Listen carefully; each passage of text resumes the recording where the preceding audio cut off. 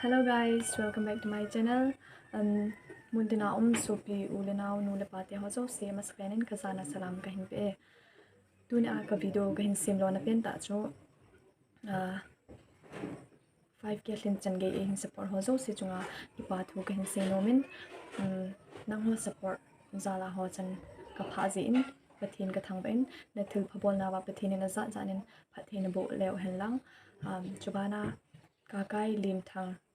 YouTube channel nei pa adi sena ama chwa hin ki pa tho ka season aji cho ama se pena ka video he ama hin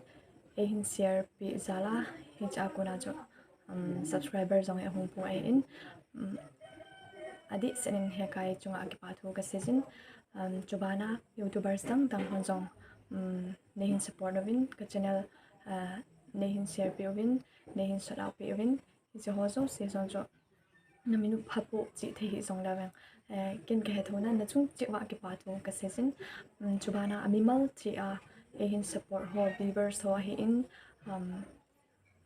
ka subscriber ho zo se chunga jong ki pa thu ka season du sa nga hoi zo la phaza cha na hon jong ne hin support jingo bin lang til hoi ta hin bol theina diwin ka channel ho jong hina ho jong na thi sunovin nei hin pan pi ki dovin tin ka hin temobin haji cho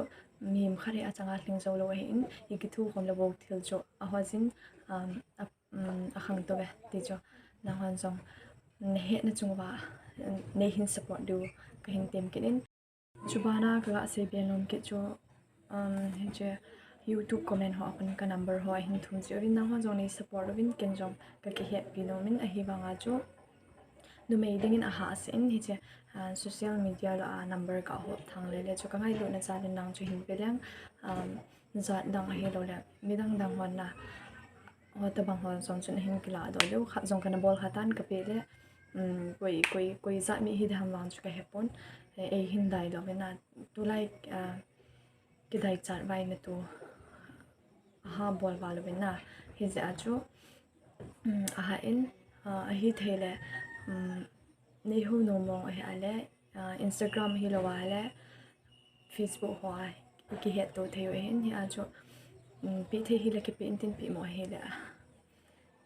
ki pe lo ding he zengin hi a chung ki het to tin hi de se din wang I ma cha ngel se ho lang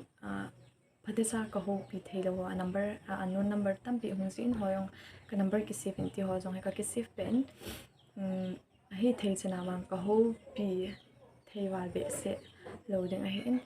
aji cho ke student ka hina lajin boi pi dang dang jong kane jin hi chele le he ka boi pi thei pon mi to jong ka ke ho ho sing thei pon le khasim lai hi se na hon jong nei ne he thim lang